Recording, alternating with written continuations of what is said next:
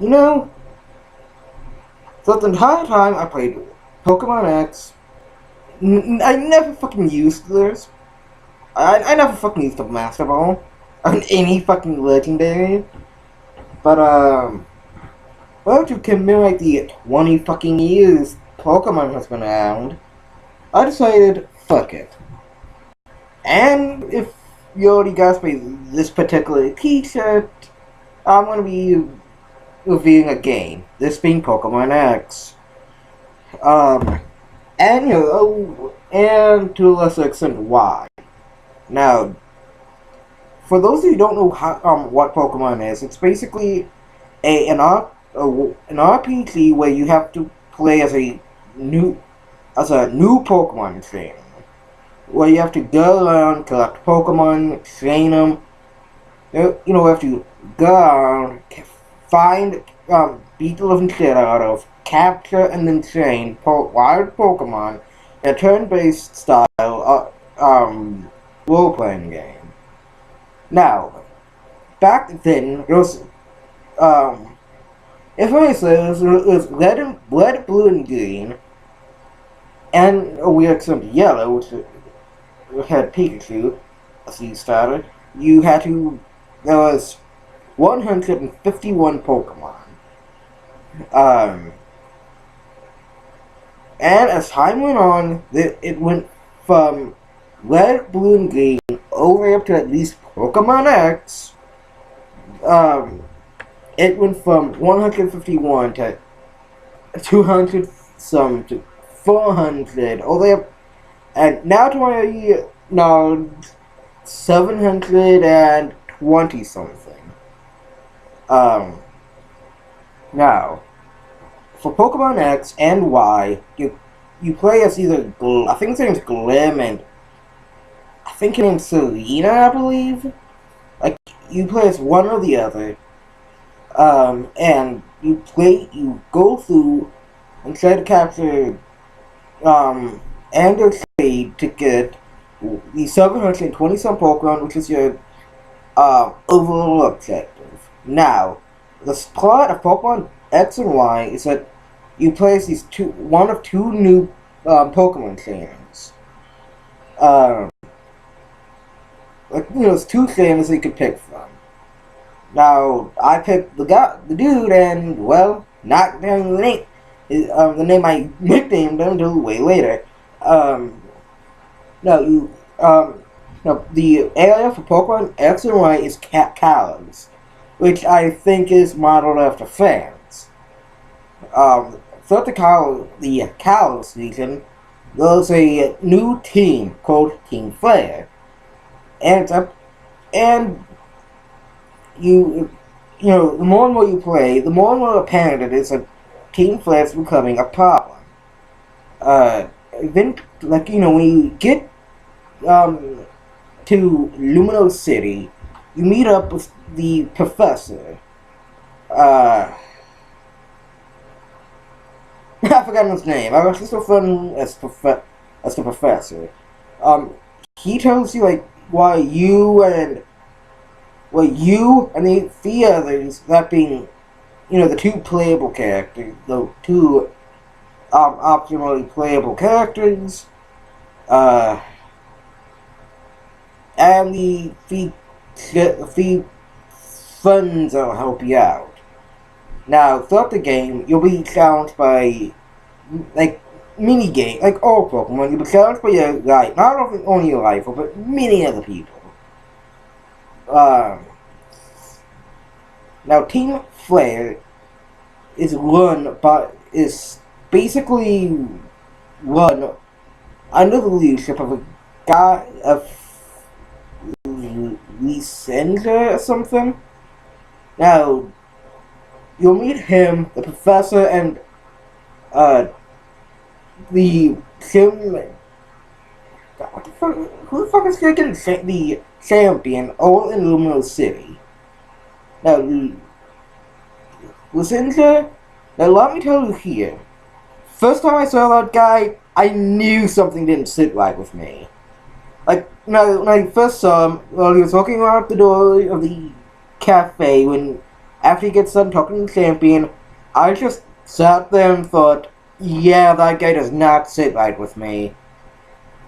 Like, I don't know what it was. Maybe it was his fucking hair. Maybe it was the fact that he looked way too intimidating. But something didn't feel right about that guy. It wasn't until the Simstone, the Sim, the second or third Sim dude that you fight, like, after, between the rock climbing Sim dude and the other guy, you find out that something ain't right with Team Flare. And Team Flare being the latest generic fucking team. Yet again, replacing the team, like the last team bad guy. Now, eventually, throughout the game, you'll find newer and newer Pokemon, each one having been cooler and even more extreme. Now, personally, I had no idea exactly how many Pokemon was in Pokemon now, since, and to be honest, never knew exactly how many Pokemon there were after, because, I vaguely could tell you the names of the Pokemon app. Now I have no idea how many Pokemon there are now. So, you go, from time to time you'll meet these two guys who will give you an updated Pokedex thing for coastal, regional, and mountain. And then after the game, you'll get the national, which is the entire Pokemon. Now and eventually you figure out that Team Flare is basically the stereotypical never do wells. And after you beat, I think it's Valley. No, it's after Valley. Yeah, it's like after you fight the similar Valley, that these guys are something's up with Team Flare, and they are doing something dangerous.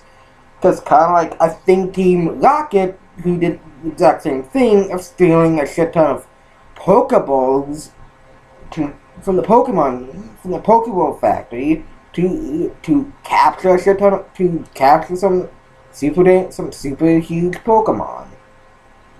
And it kind of, like, when I went there, it was like, what? Why would they need a lot of Pokeballs? Do they, trying to capture a legendary or something? That's when it occurred to me a few times afterward, when you beat yeah, I think her name's Olympia. I think it's Olympia that you figure out that Lindsay, whatever the fuck his name is actually the leader of Team Flare. And that you want all Team Flare to go back to the headquarters to unfold the master plan. And it turns out that they are in one of the cafes back in Lumio City. Now, up to when you figure out where they are, similarly Olympia is, the works talk of a legendary Pokemon that basically destroyed a city. It's an open that that there was an ultimate weapon created, an ultimate Pokemon, and a king or something, and eventually it turns out that the legends were true. When you get to the Flare headquarters, you find the original king of Kalos. Or I think it was Kalos. I don't know. But it turned out to be a huge fucking war. Then it turns out he destroyed everything, he tried a lot of things in order to get his 11 Pokemon back. which I think is for. And I'm gonna butcher this one. It was either for Baby or its first evolution. And basically, since that Pokemon knew what it did, it said, "Fuck this, I'm out." And that Pokemon completely pissed off, completely fucked off for God knows how long, and the king felt super sorry for it. I have no idea how he survived for so long, and and when you somehow figure out where the base was, and when you figure out exactly what to do, you have to follow Lizange. I know I'm butchering his name. Fuck all of you. And it turns out you have to press one of two buttons, the stereotypical blue or red button. And no matter which one you choose, it's going to end up showing a lot of shit with this ultimate weapon that somehow got rediscovered. And you have to go all the way back to. You have to go all the way to one of the earlier locations, Geosins or whatever, to figure out exactly what the fuck's going on. Now you can get back to Geosins quickly by using the fly TM, or just walk all the way over there. But no matter what, you'll just get there quick. And eventually it turns out that one of the two legendary Pokemons was hidden there within Season's Season Town. Now, depending on this is where the Pokemon X and Y kind of differ. Now, if you got an X, you'll get whatever the fuck this. Hang on. Yeah, if you can see it, whatever the fuck the deer one is. If you got an Y, it'll be Evil Tile. And before I go any further, depending on what game you get, there'll be slight altercations depending on what Pokemon game you got. If you got X, you'll get certain Pokemon. That being like Pinsir, the Zionic, whatever the fuck the Pokemon's named, and I think Doomhound, or Houndoom. That's just a few of the Pokemon I know of. And you'll get the Pokemon Evolution Stone, the Mega Evolution Stones of Mewtwo, the Mewtwoite X, and Charizard X. Now, both of them are kind of cool. My friend, Mr. Kite, he told me when I first evolved my starter, which was Finnegan, like said, after I evolved the Finnegan once, he said, just wait until we get to Mega Evolutions. And part of me was like, Mega Evolutions? That thing's a little weird, that thing's weird and badass. And when you get to the second person, Karina, she'll allow you to use one of the Lucarios, and both of them have Lucarioids, and after the battle, you'll be able to keep the one Lucario that kind of had a liking to you. For me personally, I, allowed the Lucario in my party. It's like, hell yeah, and you knew a Pokemon for free. Like, hey, I get 2 shit for the price of 1. Now, it's kind of a little tight here. Come to me part 2 when I start explaining a little more shit.